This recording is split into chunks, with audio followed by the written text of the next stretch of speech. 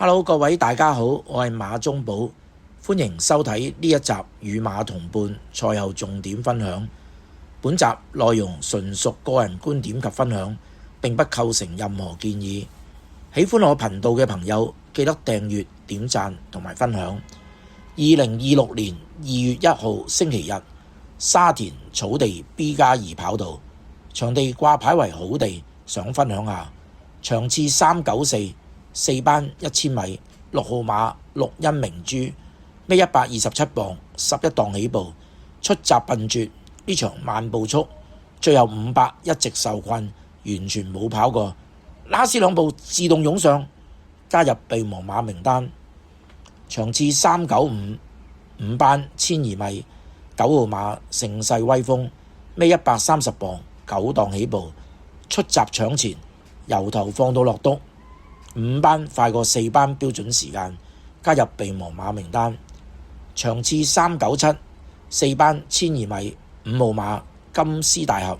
孭128磅，14檔起步，臨場大冷130倍，出閘早段馬群後切入內欄，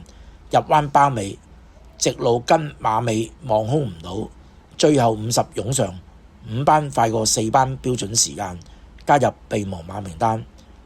場次400，四班1600米，一號馬火悟空，孭135磅，12檔起步，沿途3碟，入彎4碟，直路騎落去好反應，最後100透出，但甩贏，快過2班標準時間，加入備忘馬名單。同場另一匹馬13號滿樂城，孭117磅，14檔起步，臨場大冷145倍，早段馬群之後切入，入彎前移出3碟，直路催策內閃，最後200仲輸3-4個馬位，越衝越勁，跑第3，輸2又4分3馬位，加入備忘馬名單。場次403，三班1600米，4號馬紫荊傳令，孭129磅，7檔起步，4.5倍大葉，直路騎落去有，最後200透出，同一生好彩單打獨鬥，輸頸位，但甩第3主馬群，快過1班標準時間，加入備忘馬名單。